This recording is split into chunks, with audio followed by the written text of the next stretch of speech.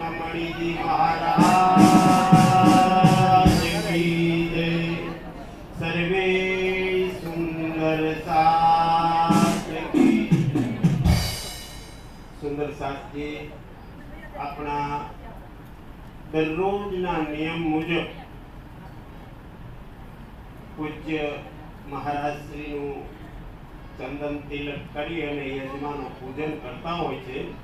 તો આજના યજમાનોના નામ હું બોલું એ બધા કરે।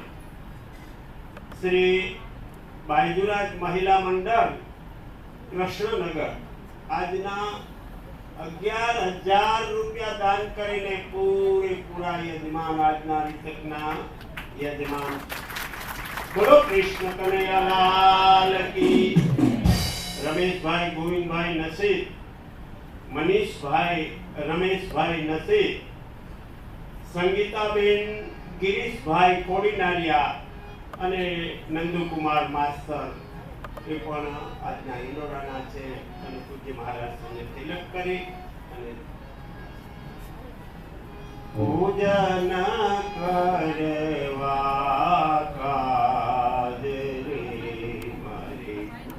गुरुजी ने चरणे जाऊं ते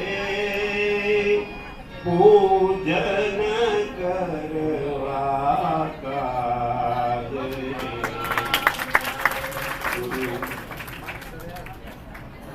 बोलो कृष्ण कन्हैयालाल की।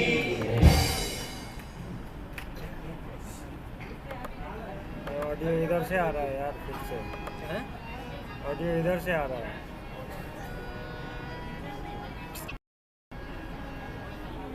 लगा दो यार। बोलो कृष्ण कन्हैयालाल की। श्री निजानंद स्वामी की। आइए सभी मिलके गुरु वंदना में शामिल होते हैं। सभी भाव और प्रेम से भजन के माध्यम से गुरु वंदना करेंगे।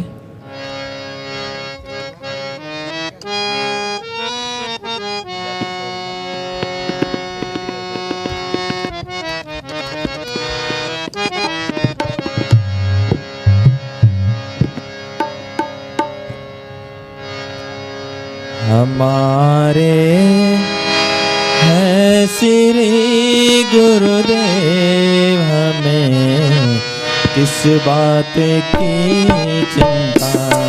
हमारे हैं श्री गुरुदेव, हमें किस बात की चिंता। चरण में रख दिया जब मात में, किस बात की चिंता। चरण में रख दिया जब शीश हमें, किस बात की चिंता। हमारे हैं श्री गुरुदेव, हमें किस बात की चिंता।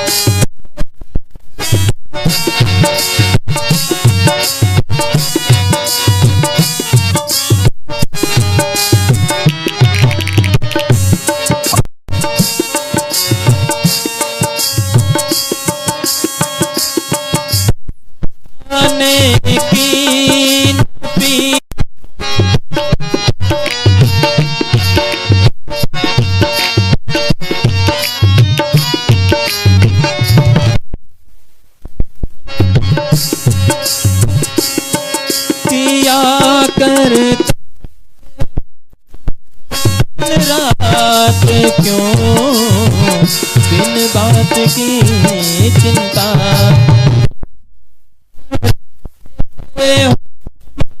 दिन रात क्यों बिन बात की चिंता।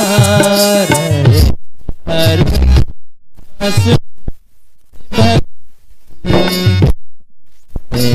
एक नाम की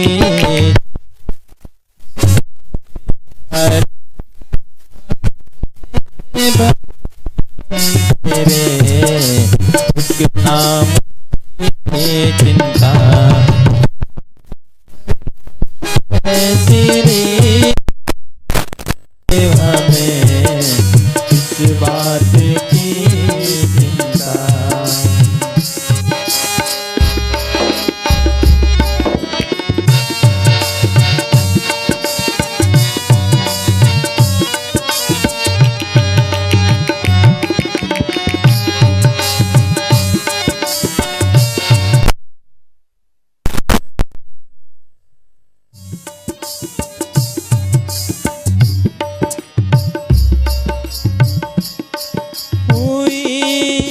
दास पर कृपा बनाया दास प्रभु अपना।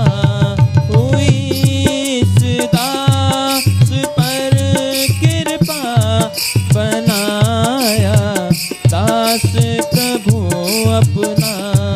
उन्हीं के हाथ में जब हाथ हमें किस बात की हाथ में जब किस बात की हमारे हैं श्री गुरुदेव हमें किस बात की चिंता। शरण में रख दिया जब शेष हमें किस बात की चिंता।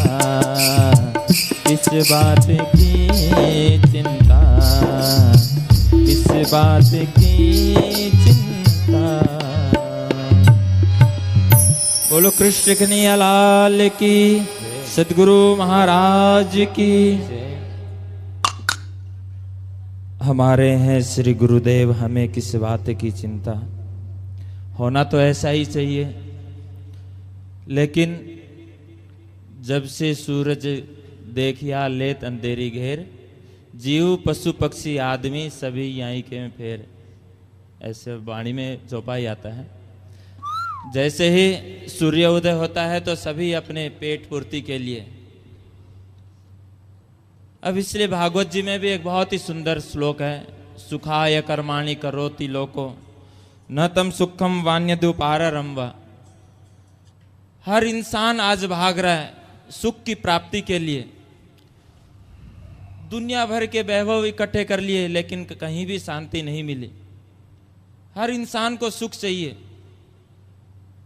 और जब राजाओं जैसा भी वैभव हो गया, चक्रवर्ती सम्राट जैसे वैभव हो गए, सब सुख सुविधा हो गई, लेकिन उसके बाद भी शांति नहीं है।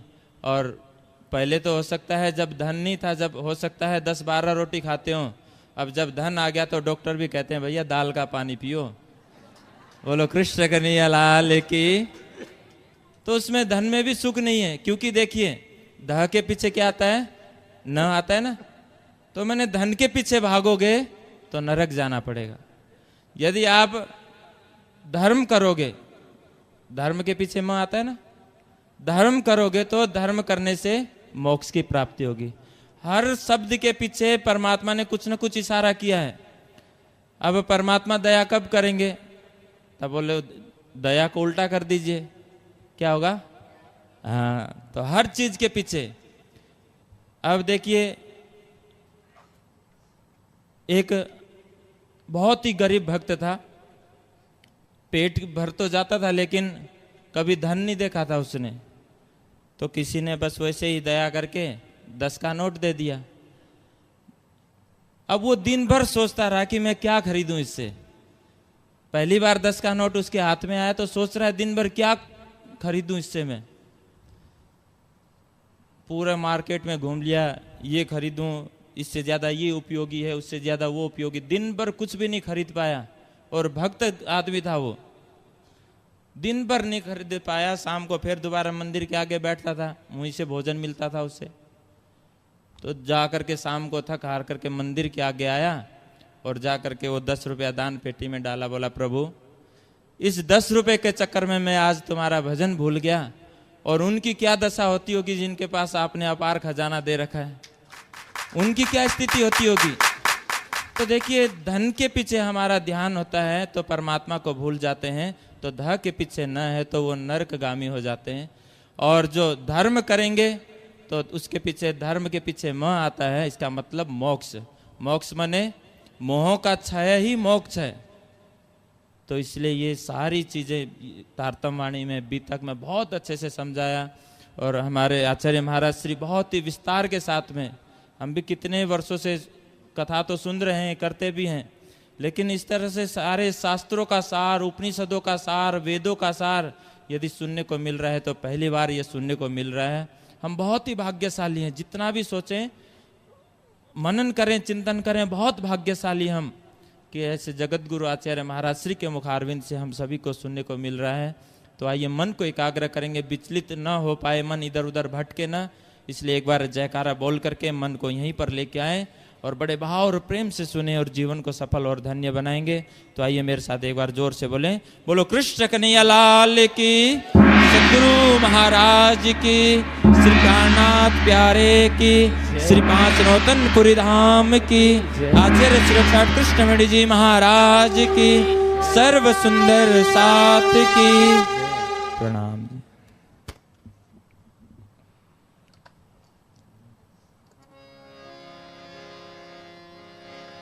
श्री कृष्ण कन्हैया लाल की जय। श्री निजानंद स्वामी की जय। श्री प्राणनाथ प्यारे की जय। चिदादित्यं किशोरांगं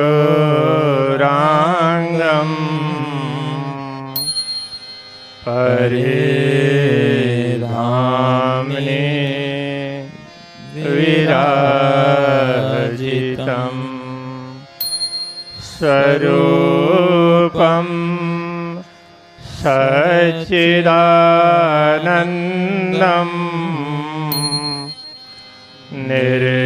निर्विकारं सनातनं वन्दे तं सच्चिदानन्दं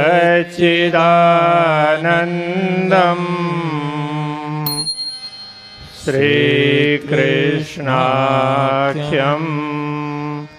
परात्परम् निजानन्दं ततो वन्दे प्राणनाथं च सद्गुरुम्। ईशां कीर्तिविभासतां सुखकरी भाति प्रभावोज्ज्वला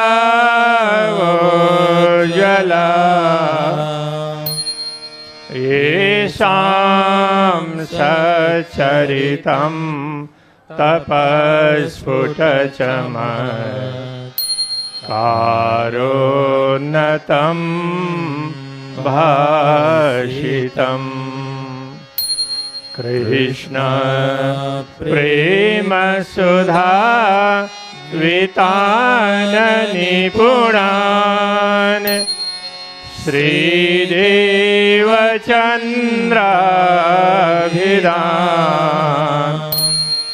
शश्वन्नौमि महीतले रविसमान् प्रेमालयान् सद्गुरून्। अज्ञानप्रभवं तमासरतिनो यत् सन्निधानं क्वचिन् माया मोहनिशा वसान विधये यो भानुतुल्यो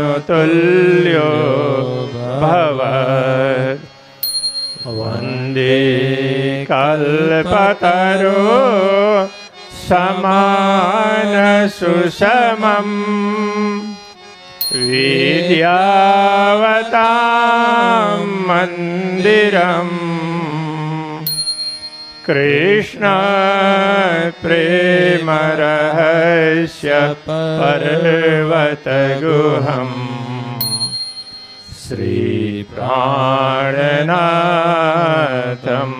प्रभुम् यद्भूमौ खलु कृष्ण दर्शनमभूत्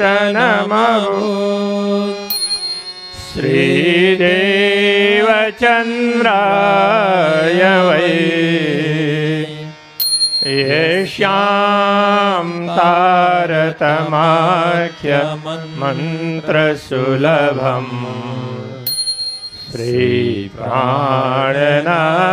श्रीप्राणनाथाय च यत्र श्रीयमुना नदी सुपयसा तीर्थी भवन्तो जना दृश्यन्ते भुवि साई नौतनपुरी कुर्यात् सदा मङ्गलम् दृश्यन्ते भुवि साई नौतनपुरी कुर्यात् सदा मङ्गलम् कुर्यात् सदा मङ्गलम्। श्री कृष्ण कन्हैया लाल की जय। सभी मिलकर कीर्तन बोलते हैं। मेरे तो आधार राज श्यामा के चरणारविंद मेरे तो आधार राज श्यामा के चरणारविंद मेरे तो आधार राज श्यामा के चरणारविंद मेरे तो आधार राज श्यामा के चरणारविंद राज के चरणारविंद श्यामा के चरणारविंद राज के चरणारविंद श्यामा के चरणारविंद राज के चरणारविंद श्यामा के चरणारविंद राज के चरणारविंद श्यामा के चरणारविंद मेरे तो आधार राज श्यामा के चरणारविंद मेरे तो आधार राज श्यामा के चरणारविंद मेरे तो आधार राज श्यामा के चरणारविंद मेरे तो आधार राज श्यामा के चरणारविंद राज के चरणारविंद श्यामा के चरणारविंद राज के चरणारविंद श्यामा के चरणारविंद राज के चरणारविंद श्यामा के चरणारविंद राज के चरणारविंद श्यामा के चरणारविंद मेरे तो आधार राज श्यामा के चरणारविंद मेरे तो आधार राज श्यामा के चरणारविंद मेरे तो आधार राज श्यामा के चरणारविंद मेरे तो आधार राज श्यामा के चरणारविंद राज के चरणारविंद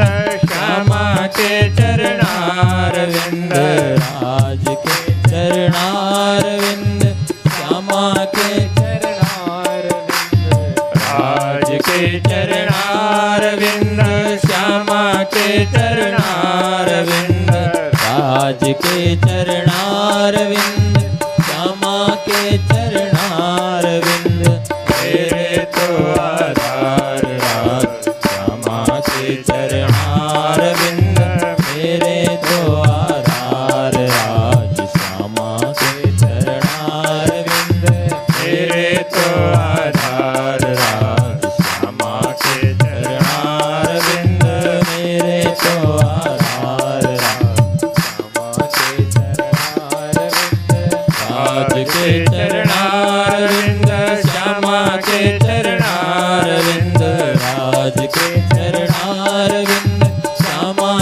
चरणारविंद राज के चरणारविंद श्यामा के चरणारविंद राज के चरणारविंद श्यामा के चरणारविंद मेरे तो आधार राज श्यामा के चरणारविंद मेरे तो आधार राज श्यामा के चरणारविंद मेरे तो आधार राज श्यामा के चरणारविंद मेरे तो आधार राज श्यामा के चरणारविंद श्यामा के चरणारविंद राज के चरणारविंद श्यामा के चरणारविंद राज के चरणारविंद श्यामा के चरणारविंद राज के चरणारविंद श्यामा के चरणारविंद मेरे तो आधार राज श्यामा के चरणारविंद मेरे तो आधार राज श्यामा के चरणारविंद मेरे तो आधार राज श्यामा के चरणारविंद मेरे तो आधार राज श्यामा के चरणारविंद राज के चरणारविंद श्यामा के चरणारविंद राज के चरणारविंद श्यामा के चरणारविंद राज के चरणारविंद श्यामा के चरणारविंद राज के चरणारविंद श्यामा के चरणारविंद मेरे तो आधार राज श्यामा के चरणारविंद मेरे तो आधार राज श्यामा के चरणारविंद मेरे तो आधार राज श्यामा के चरणारविंद। श्री कृष्ण कन्हैया लाल की जय। आदरणीय संत वृंद तथा धर्म प्राण सुंदर साथ जी, माताएं, बहनें एवं भाइयों, पूर्ण ब्रह्म परमात्मा की अपार अनुकंपा से श्रीमद् बीतक कथा के 23वें दिन में हम सब प्रवेश कर रहे हैं। कल हरिद्वार का प्रसंग चला था। यद्यपि यह प्रसंग बड़ा ही विस्तृत है,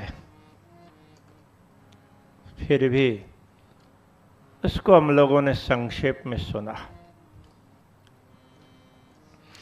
आज भी इसी प्रकार बड़े ही विस्तृत प्रसंग को अत्यंत संक्षेप में सुनने जा रहे हैं। वह है दिल्ली का प्रसंग। ये प्रसंग बड़ा ही महत्वपूर्ण है।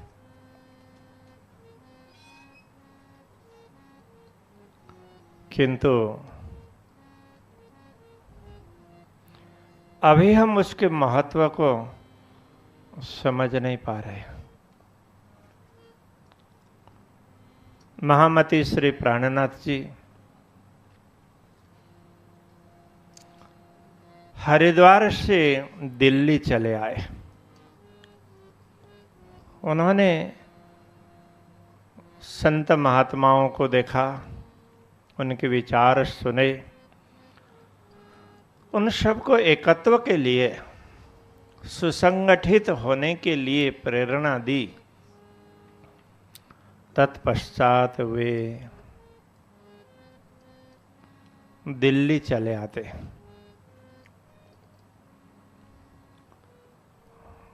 अभी के हिसाब से कहें तो उनका यह कार्यक्रम मिशन दिल्ली इस प्रकार का है।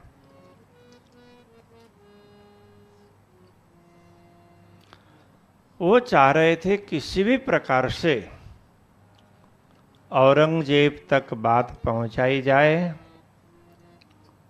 और उसको समझाया जाए। तो ये इतना सरल काम तो था नहीं। पहले कुछ लोग उनको कह चुके थे, तो हमने तो बिना सिर के आदमी सुने थे, तो अभी देखने को मिले कहाँ औरंगजेब और उनकी सत्ता। तो उनको आप एक फकीर, एक त्यागी, एक संत, तो वो ललकारने जाए, ये कहां से संभव होगा। कुछ क्षत्रिय राजाओं को भी उन्होंने चकासा, यशवंत सिंह जैसे, तो वो भी इसमें सम्मिलित नहीं हुए। श्री प्राणनाथ जी ने सोचा कार्य तो करना ही है।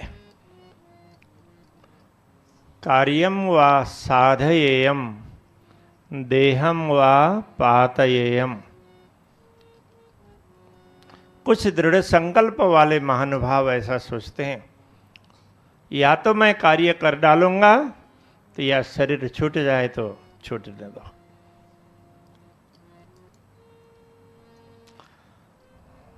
अब संघर्ष करना है, सामना करना है, तो कमर कसनी पड़ेगी।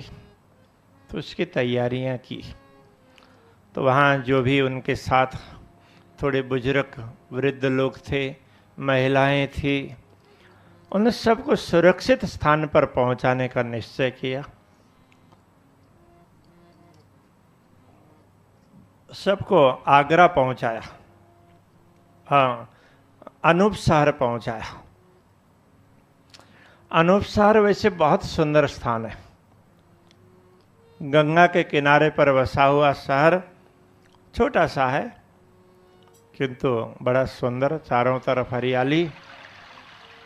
सोचा कि चलो वहाँ सबको सुरक्षित रख देते। अब देखिए दिल्ली कहाँ और अनूप शहर कहाँ, काफी दूर है। 200 किलोमीटर से तो ज्यादा ही दूरी होगी। मुझे वैसे एग्जैक्ट मालूम नहीं, हाँ, किंतु ऐसे कम भी नहीं है।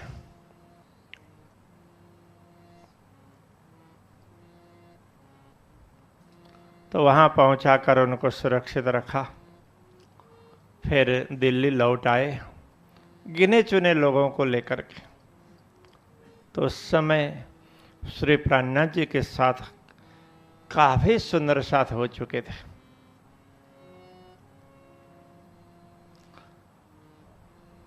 एक बात उस समय की जो अभी भी इतना ध्यान से नहीं करते, प्राणनाथ जी उतने ध्यान से किया करते थे जब साधन वगैरह थे ही नहीं। जहां जहां गए वहां के सुंदर साथ के साथ में संपर्क सुव्यवस्थित बनाया करते थे। पत्र भेजना, लोगों को भेजना, जाकर के समाचार पूछना, तो इधर के समाचार देना, उधर के समाचार लेना, सब सुंदर के साथ में यदि अभी की भाषा में कहें तो उनका लाइव कांटेक्ट रहता था। उस समय के हिसाब से जो हो सकता था उस प्रकार से। तो अनेक स्थानों से सुंदर साथ इतने साहस वाले कार्य को सुन सुन करके दौड़ करके भी आते थे। अलग अलग स्थानों से वहां पहुंचते थे।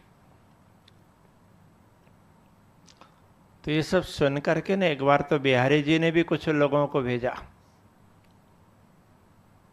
तो वो लोग गए, जाकर के देखा इतने जोर शोर से चर्चा हो रही है और औरंगजेब को समझाने के लिए, उनको धर्म के नाम पर समझाना, उसके लिए लोगों को भेज रहे हैं, कोई मिलने ही नहीं दे रहा है। तो किस तरह से इनका सामना किया जाए, तो उसकी योजना बनती थी। और इधर धर्म चर्चा भी खूब जोर शोर से होती थी।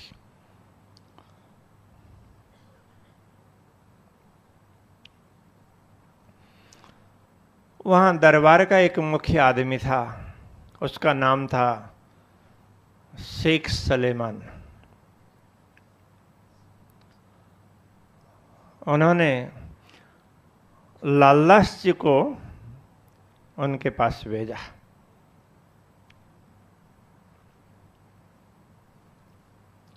लालदास जी ने उनको समझाया, देखो आप कुरान के आधार पर विचार करते हैं तो वहाँ कई वस्तुएं ऐसी हैं जिनका स्पष्टीकरण होना जरूरी है। तो आप कयामत की बात करते हैं, तो ये दिन तो आ गए हैं, आप विचार करो। यदि आप समझ जाएंगे तो ये शोभा आपको मिलेगी, क्योंकि आपके द्वारा यह बात सुल्तान तक पहुंचेगी। सत्ता का प्रभाव तो होता ही है। कई मौलवियों ने श्री प्राणनाथ जी की बात स्वीकारी, किंतु कहने लगे जब तक सुल्तान नहीं स्वीकार करेगा तब तक हम कुछ नहीं कर सकते।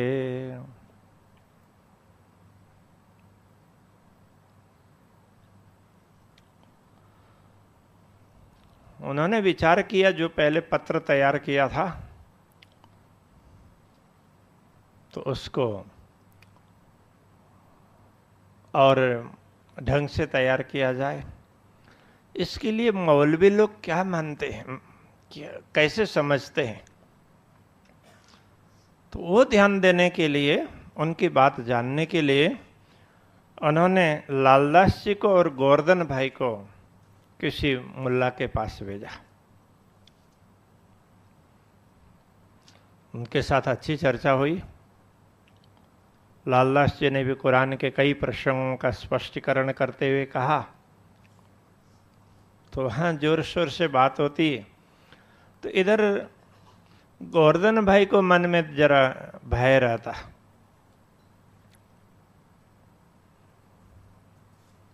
इतने सारे लोगों के बीच में हम बात करेंगे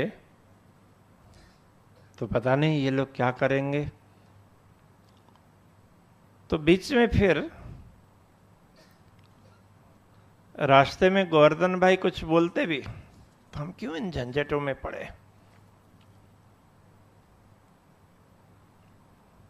इधर श्री प्राणनाथ जी के साथ पहुंचते हैं तो वहां थोड़ी सी और बात करते हैं। आज तो बहुत जोरों से चर्चा हुई, तो लालदास जी भी बड़े जोश में आए।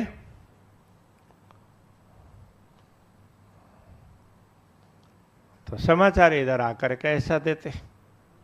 लालदास जी थोड़े से पीछे थे, तो गोवर्धन भाई जल्दी जल्दी जाकर के तो ये सुनाते। तो लालदास जी पहुंचे तो उन्होंने कहा, हम दोनों जाते हैं, लेकिन यहाँ आपके सामने आते हैं तो इस चटाई में बैठते हैं तो हमारे कुछ विचार कुछ और बदल जाते हैं, तो यहाँ से बाहर निकल जाते हैं तो वहाँ विचार कुछ और बदल जाते हैं।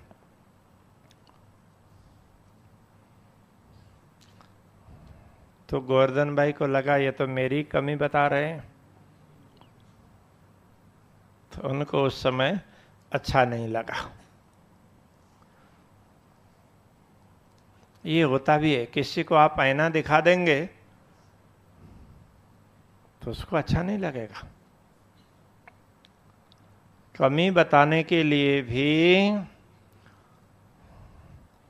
झूठ मूठ का सहारा तो लेना पड़ता है, वो तरीका है। झूठ मूठ का सहारा लेना गलत अर्थ में नहीं, किसी की कमी बतानी हो कि हमें सोच समझ करके बताना पड़ता है। तो पहले तो बताना पड़ेगा कि हाँ आपकी बात बड़ी अच्छी है, तो ऐसे करते करते तो उनके अंदर जो भी है तो उसको पहले उतारना पड़ेगा।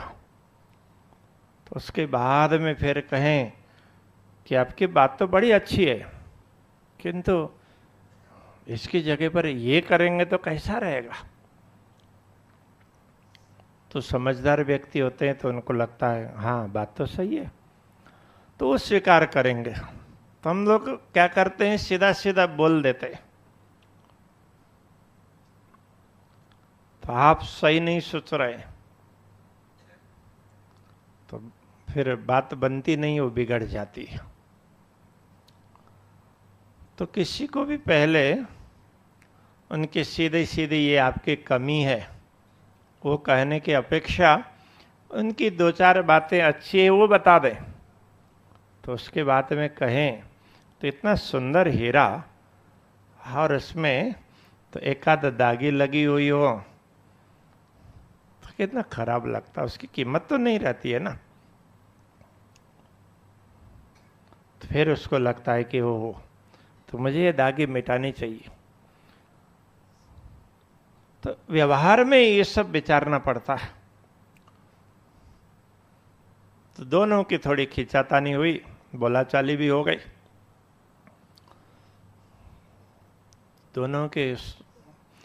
दोनों की बातों को सुन करके श्री प्राणनाथ जी को थोड़ा ठीक नहीं लगा। कहने लगे, विचार करने लगे कि ये किस उद्देश्य से हम आ रहे हैं, हमारा क्या उद्देश्य है, उस बात को समझ नहीं पा रहे हैं और अपने अपने में पड़े हैं। तो उन्होंने कहा कि चलो तुम लोगों को इसी तरह से विवाद करना है तो अब इस कार्य को यहीं पर स्थगित करते हैं। तो सबको अलग अलग काम बांट दिया, किसी को कहीं भेज दिया, किसी को कहीं भेज दिया, और कहने लगे कि चलो मैं भी चलता हूं। तो वे वहां से अनूप शहर की ओर चल पड़े।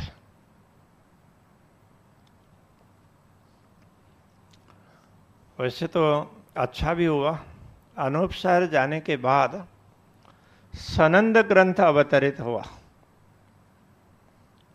तो ये बड़ा काम आया बाद में।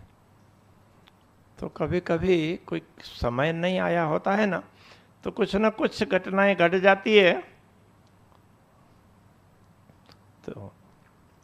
तो समय की प्रतीक्षा करवा देती है।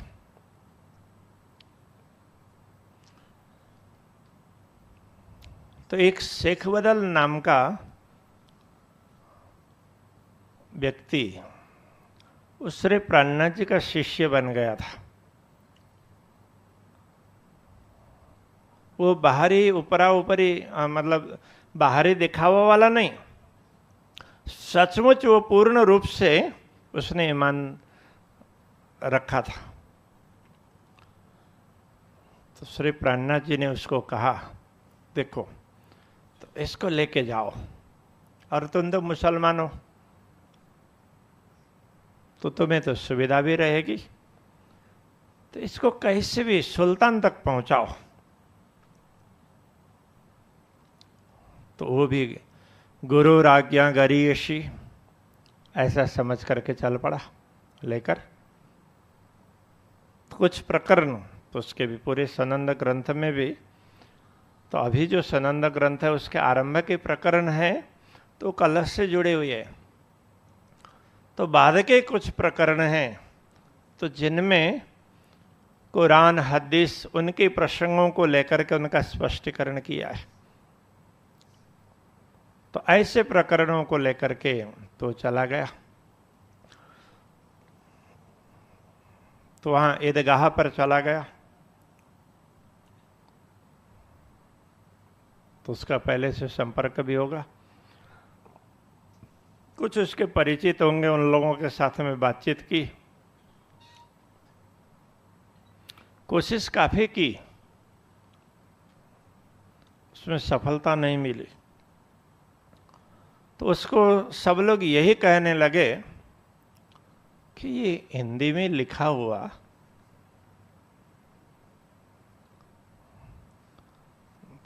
ये लोग थोड़ा ही पढ़ेंगे, यदि इनको संदेश भेजना है तो वो फारसी में लिखना पड़ेगा।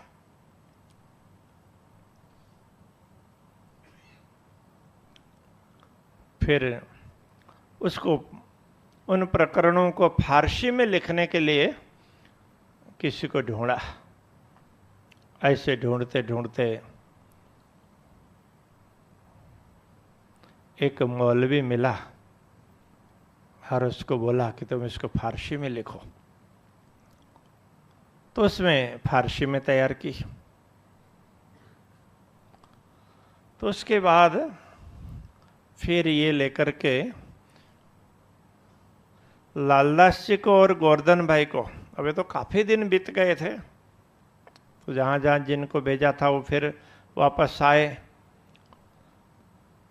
तो फिर श्री प्राणनाथ जी ने लालदास जी को और गोवर्धन भाई को दोनों को शेख सलेमान के पास भेजा। तो उससे जाकर के बात करते हैं तो बोलता है बात तो बड़ी अच्छी है, तो आप कयामत का दावा कर रहे हैं, कुरान के आधार पर तो सही बात है। तो फिर कहने लगे कि ये सुल्तान तक तो पहुंचाओ। तो कहता है आज कल पहुंचाऊंगा। फिर कल जाते हैं, तभी 1-2 दिन समय और लगेगा।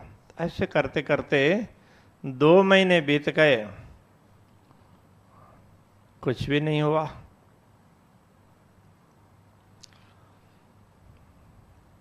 तो वहाँ से फिर लाल दरवाजे से सराय रोहिल्ला खान पहुँचे।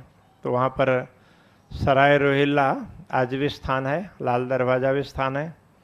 तो वहाँ एक हवेली लेकर के बैठे और कुछ और प्रसंग तो उनको उन्होंने फारसी में तैयार किया। तो ये काम कर रहे थे तो उनको फारसी में एक तफसीर मिली। कोई हुसैन नाम के व्यक्ति थे, तो उन्होंने तफसीर लिखी थी, तो वो मिली। तो उसमें कई बातों का स्पष्टीकरण जो महामती श्री प्राणनाथ जी करते थे उससे मिलते जुलते मिले। तो बड़ा अच्छा लगा। अब वो फारसी में थी तो उसके लिए भी किसी को बैठाना पड़ता, कोई बैठे पढ़ करके सुनाए, तो उसके बाद में सुन सकते थे। तो लालदास जी ने कुछ फारसी का अध्ययन भी किया ताकि स्वयं पढ़ सके, समझ सके। तो उसके बाद में उन्होंने 5 पत्र तैयार किए। तो उन पत्रों में यही बात लिखी थी कि देखो, रसूल मोहम्मद ने कुरान में जो भी कयामत की बात कही है तो वो तो समय आ गया है। तो आप क्यों ध्यान नहीं दे रहे हो? तो ऐसे कई अलग अलग उदाहरण दे करके, कई साक्षियां दे करके ये बात लिखी। तो 5 पत्र तैयार किए। तो उस समय पत्र भी तो लंबे कागज में लिखते थे और उसको रोल बनाते थे, और फिर वो बम्बो का, तो जैसे अभी वो पाइप वगैरह होते हैं ना, तो उस तरह से बम्बो के अंदर के खोखले भाग में डाल करके इधर से बंद करते और पहुंचाते थे ताकि रास्ते में सुरक्षित रहे। तो कांजी भाई को पत्रवाहक बनाया और कहा तुम 5 लोगों को, उस समय तक में उन्होंने पता कर लिया था, 5 लोग हैं जो औरंगजेब के दरबार में मुख्य माने जाते हैं। तो उनके द्वारा औरंगजेब तक बात पहुंचेगी। तो उसमें एक था शेख इस्लाम, दूसरा था रजवी खान, तीसरा था शेख निजाम, चौथा था आकिल खान और पांचवा था सिद्दी पोलाद।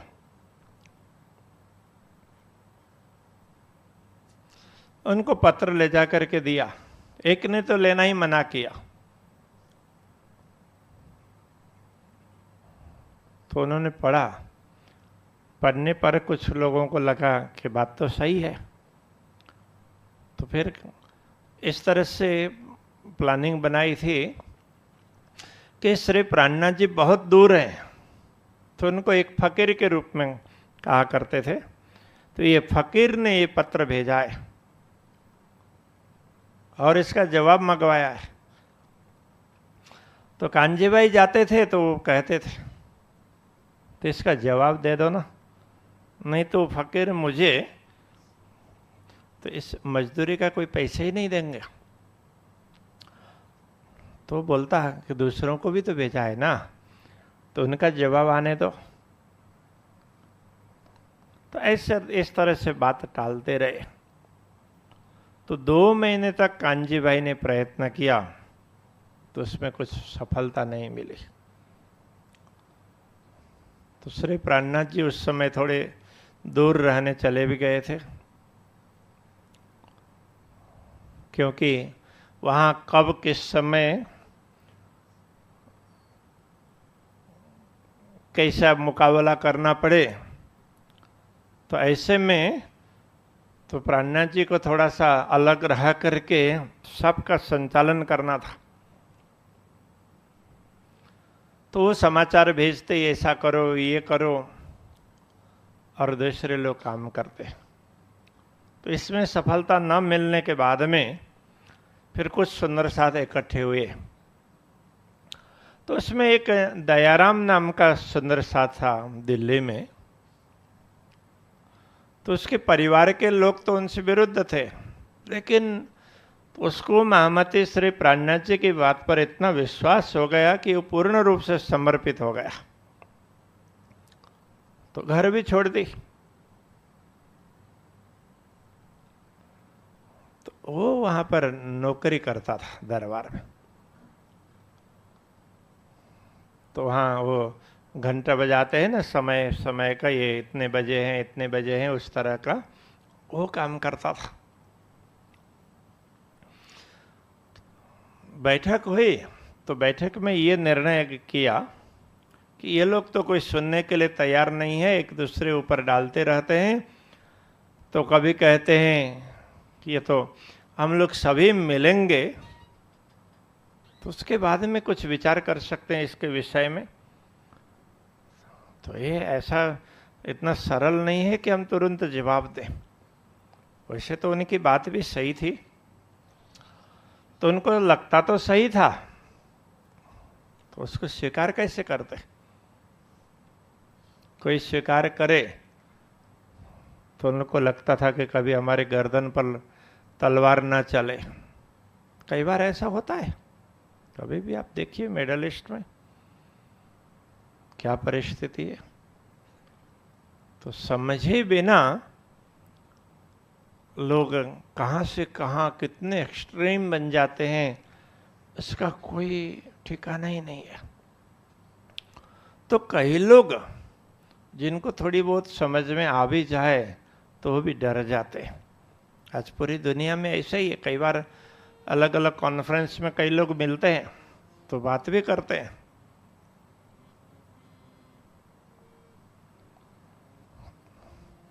एक कुरान का अर्थ लिखने वाले सज्जन थे दिल्ली में, अभी हैं कि नहीं मालूम नहीं है, ये 25-27 वर्ष पहले की बात है।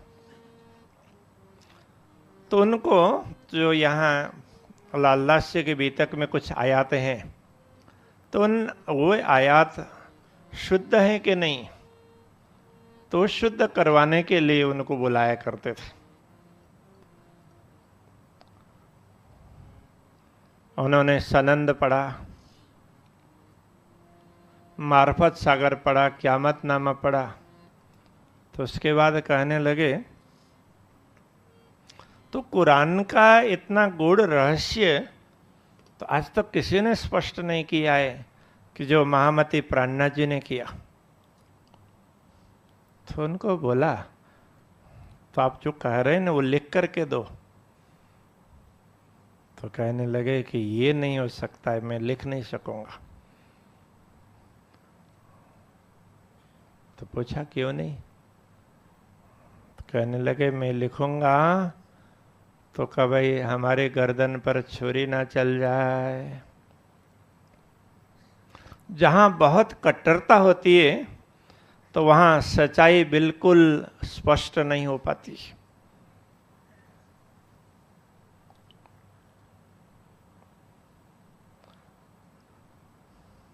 तो कुछ सुंदर साथ ने बैठ करके चर्चा की। तो कहने लगे एक पत्र तैयार करते हैं।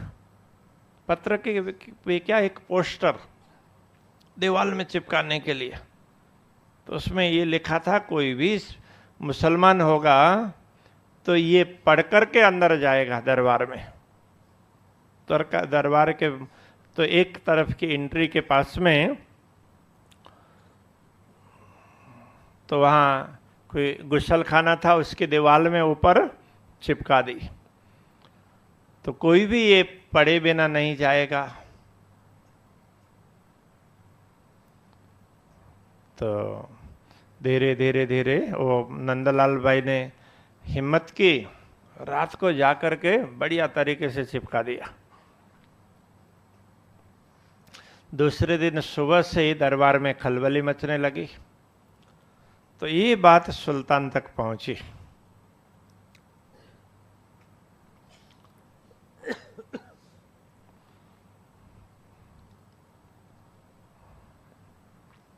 उन्होंने बोला और रुक्का उतार करके लाओ। तो धीरे से तो उसको उतार करके ले गए। तो उन्होंने फिर शेख निजाम को बोला, ये तो तुम्हारे हिसाब से यहाँ पर चिपकाया गया, तो ये लोग तुम्हें बताने के लिए आए होंगे, तुमने बात नहीं सुनी इसलिए ऐसा किया।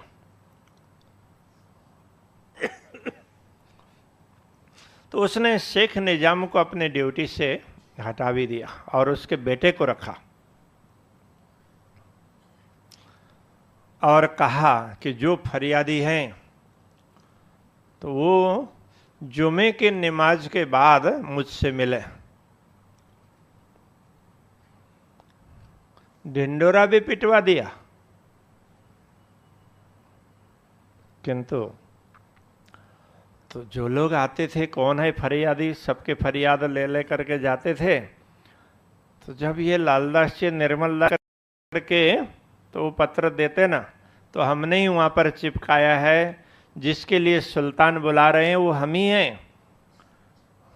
लेकिन शेख निजाम का बेटा अब्दुल तो वह भी सुनने के लिए तैयार नहीं है। उसने उनकी चिट्ठी फाड़ दी और वो टुकड़े भी अपने जेब में डाल लिया। तो इन्होंने सोचा कि ये तो बड़ा मुश्किल का काम है, ये कोई मानने के लिए तैयार नहीं है, तो अब करें क्या। तो सत्ता में ऐसा ही होता है।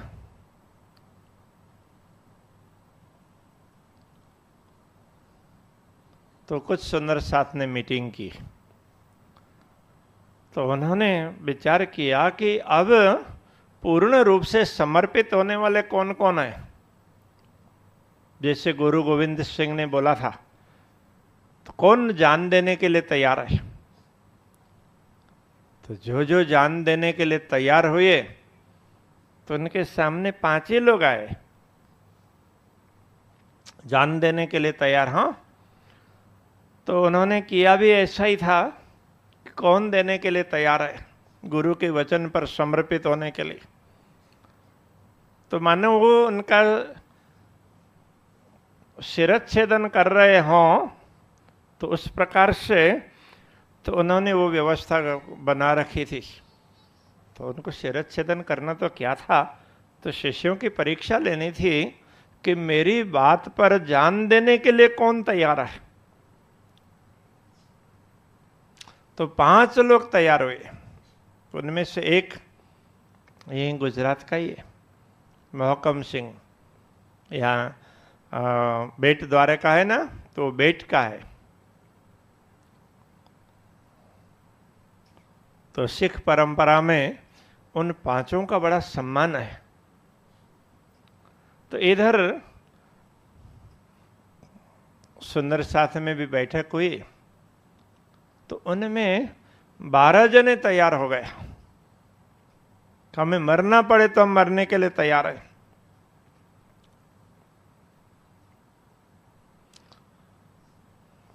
उनमें से एक तो ये दयाराम थे। तो जब सभी दरबार में हाजिर हुए तो उनको वहाँ पर रखा गया। तो उस समय उनके भाइयों ने तो उनके बदले दूसरे आदमी को रखने के लिए कोशिश की, उसमें सफलता नहीं मिली। तो किसी को बोला हम 4000 रुपये देंगे। उस समय के 4000 तो कितने होते, तो इसको कोई मार दे तो ठीक रहेगा। तब देखिए कैसी भावना थी उनको। ये था कि ये भावना तो उनकी दूसरे प्रकार से थी कि धर्म के प्रति दृढ़ थे। तो हिंदू मुसलमानों के कब्जे में जाए तो फिर क्या होगा, तो इसके हिसाब से तो उसको नहीं चाह रहे थे। तो इन 12 जनों में लालदास जी, तो उसके बाद शेख बदल, एक कायम मुल्ला करके उसको रखा था। तो उसको कुछ लिखाने करने के लिए तो उसको तो रखा था नौकरी में, लेकिन तब उसको कहीं ना कहीं आने जाने के लिए जब वो ये पकड़े जाएं तो किसी को तो जरूरत पड़ेगी, तो इसके लिए उसको भी शामिल किया। बाकी तो वो 11 ही थे, जो समर्पित थे वो 11 थे। तो ये कायम मुल्ला था, तो वो काम के आधार पर रखा गया था। तो भीम भट्ट थे, वो सूरत से गए हुए। सोमजी भाई खम्बात से गए हुए थे। नागजी भाई उस सूरत से थे। एक खिमाई भाई करके बुंदेलखंड से आए हुए थे। दयाराम वो दिल्ली के। चिंतामणि वो ठठानगर के संत, कबीर की साखी के ऊपर जिनके साथ में चर्चा हुई थी, तो वो अपने शिष्यों के साथ समर्पित हुए थे। तो उसके बाद एक चंचल दास, तो वो भी दिल्ली के थे। गंगाराम वो भी दिल्ली के थे। और बनारसी दास तो भी दिल्ली के थे। तो ऐसे ये 11 समर्पित आत्माएं धर्म के प्रति समर्पित होने के लिए तैयार। और एक तो कुछ काम पड़े, कुछ लिखना करना हो, तो औरों को किसी को अब फारसी लिखना तो लिख नहीं सकते थे, लिख करके कुछ देना करना हो, तो काम के लिए उसको रखा। ऐसे 12 जने तैयार हो गए। तो उन्होंने क्या किया कि ये सनंद के कुछ प्रकरण तो जामा मस्जिद की सीढ़ी में जाकर के गाना चालू किया। तो लोग आते हैं, जाते हैं, सुनते हैं।